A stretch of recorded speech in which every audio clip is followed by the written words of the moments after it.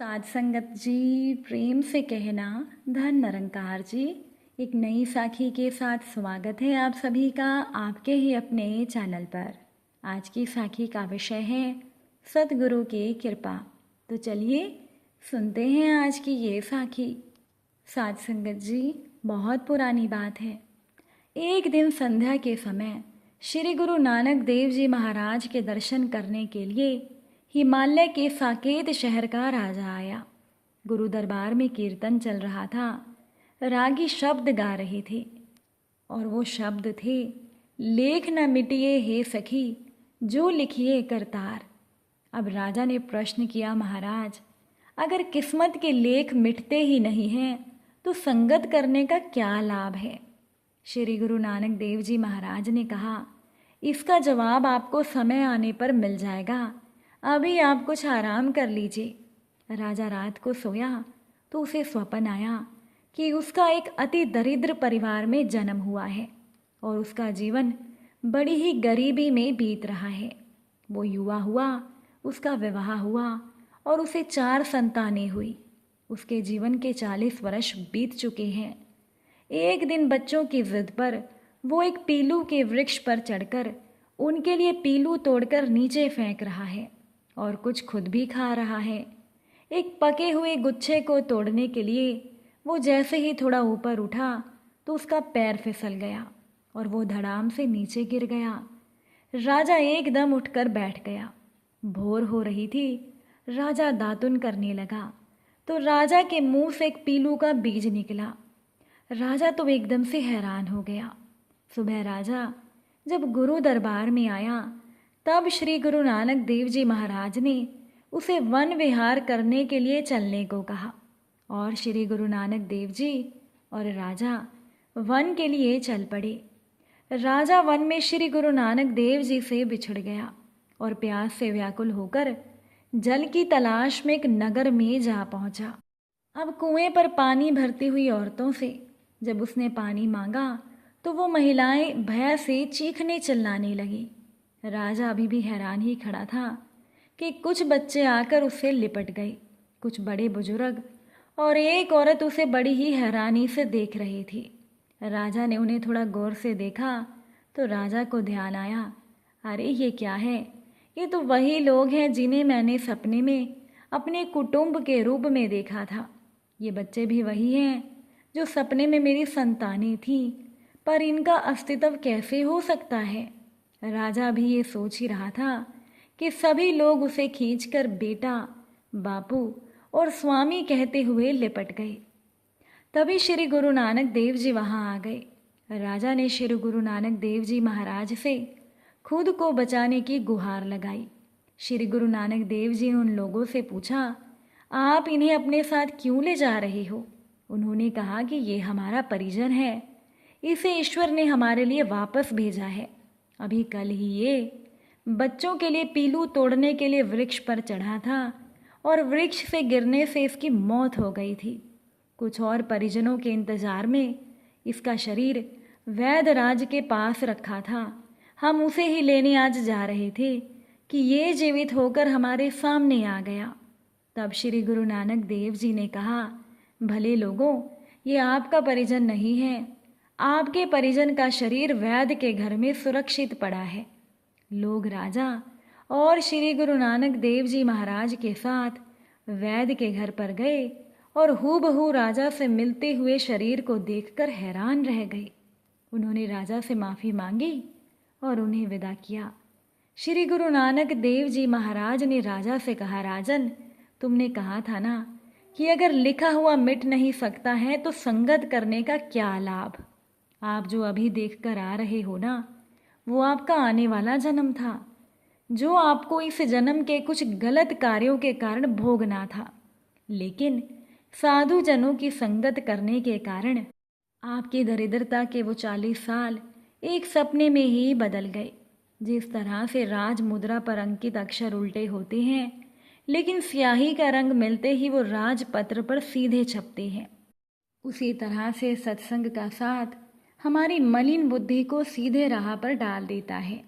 राजा ये वचन सुनकर धन्य श्री गुरु नानक देव जी कहते हुए उनके चरणों में नतमस्तक हो गया। साध संगत जी, सतगुरु अपने प्यारे की हर तरह से संभाल करते हैं और उस पर कोई आँच नहीं आने देते। शूल की सुई बनाकर कर्म कटवाते हैं और भाव सागर से पार उतार देते हैं। साध संगत जी, गुरु की कृपा धीरे धीरे अपना इतना रंग ले आती है कि गुरु अपने शिष्य को भी अपने ही समान बना देता है। हमारे कर्मों की गांठों को वो रोज एक एक करके खोलते रहते हैं और हमें पता भी नहीं चलता हमारे कर्मों का सिलसिला अचानक समाप्त कैसे हो गया। युगों युगों से सतगुरु की दया अपने जीवों पर यूं ही बरसती आ रही है और आज भी सतगुरु के भाने में रहने वाले भाग्यशाली जीवों पर बरस रही है। तो हम जीवों को चाहिए कि हम भी सतगुरु के सच्चे भाने में रहने की कोशिश करें और कर्मों का हिसाब किताब खत्म करें, ना कि अगले जन्म की ही कामना करें। साध संगत जी, जीवन में जब परमात्मा की हम पर विशेष कृपा होती है तब हमें हमारे कल्याण के लिए कोई सत्संगी महापुरुष मिलता है और भगवान की कृपा से उस सत्संगी महापुरुष की वजह से, सतगुरु की वजह से हमारा जीवन ही बदल जाता है। एक बार की बात है, एक भंवरा हर रोज फूलों के एक बाग के पास से गुजरता था और वहाँ एक गंदा नाला बहता था और उस नाले में एक कीड़ा रहता था। एक दिन भंवरे की नज़र उस कीड़े पर पड़ी तो उसने सोचा, ये कीड़ा कैसे इस नाले में रहता है। भंवरे ने कीड़े से पूछा, तुम इतनी गंदी जगह कैसे रहते हो। कीड़ा बोला, ये मेरा घर है। भंवरे ने कीड़े से कहा, चलो मैं तुम्हें स्वर्ग की सैर करवाता हूँ, तुम मेरे साथ चलो और मुझसे दोस्ती कर लो।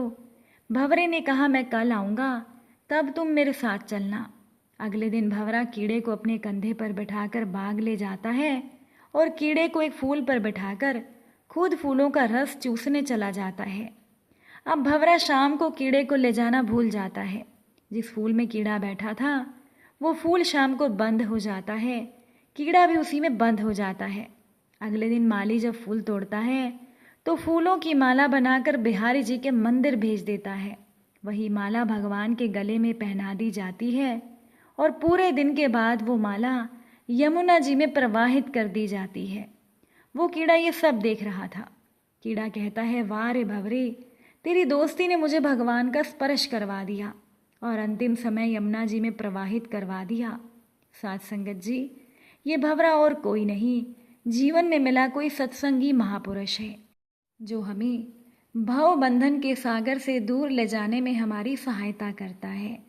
और ये सत्संगी महापुरुष, ये सतगुरु भगवान की विशेष कृपा से ही हमें प्राप्त होते हैं। इसीलिए हर समय सतगुरु के सच्चे भाने में रहकर उनके दिखाए हुए रास्ते पर चलकर अपने जीवन को सफल बनाएं। बहुत पुरानी बात है, करतारपुर में श्री गुरु नानक देव जी महाराज के दर्शन करने के लिए एक दिन बहुत संगत आ गई। उस समय वहाँ लंगर प्रसाद चल रहा था। आई हुई बहुत सी संगत की वजह से वहाँ लंगर प्रसाद कम पड़ने लगा। ये बात जब सेवक ने आकर श्री गुरु नानक देव जी महाराज को बताई तब गुरु जी ने उस सेवक को हुक्म दिया कि कोई सिख सामने कीकर के वृक्ष पर चढ़कर उसे हिलाए, उसमें से मिठाइयाँ बरसेंगी और वो मिठाइयाँ आई हुई संगत में बांट दें।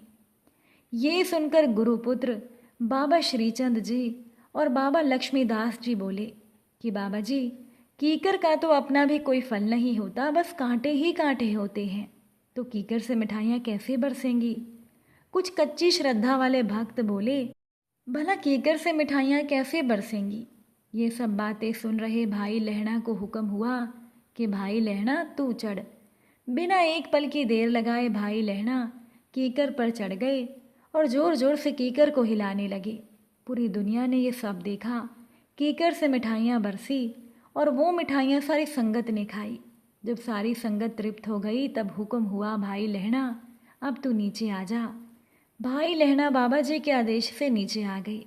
श्री गुरु नानक देव जी महाराज ने पूछा, लहणा, जब किसी भी संत को इस बात पर भरोसा नहीं था कि कीकर से मिठाइयाँ बरसेंगी तो तूने कैसे मुझ पर भरोसा कर लिया। इस प्रश्न के जवाब में भाई लहणा ने कहा, सतगुरु जी, आपने ही तो सिखाया है, कब क्या कैसे क्यों लेकिन किंतु परंतु ये शब्द सेवक के लिए नहीं बने। आप पर मेरे विश्वास ने मुझसे कहा कि जब सतगुरु ने कहा है तो मिठाइयाँ ज़रूर बरसेंगी। मेरा गुरु पूरा है, मेरा गुरु समर्थ है, मेरा गुरु सच्चा है। मेरी अकल छोटी है पर मेरा गुरु कभी छोटा नहीं है।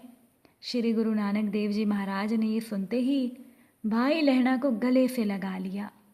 साथ संगत जी, इसी तरह से हमें भी अपने सतगुरु के भाने में रहकर उन पर पूरा विश्वास रखना चाहिए, तभी हमें सतगुरु की कृपा प्राप्त हो सकती है। अगर आज की ये साखी आपको अच्छी लगी हो तो वीडियो को शेयर ज़रूर कीजिएगा। आप सभी से फिर मुलाकात होगी नई साखी और नए विचारों के साथ। साथ संगत जी प्यार से कहना, धन निरंकार जी।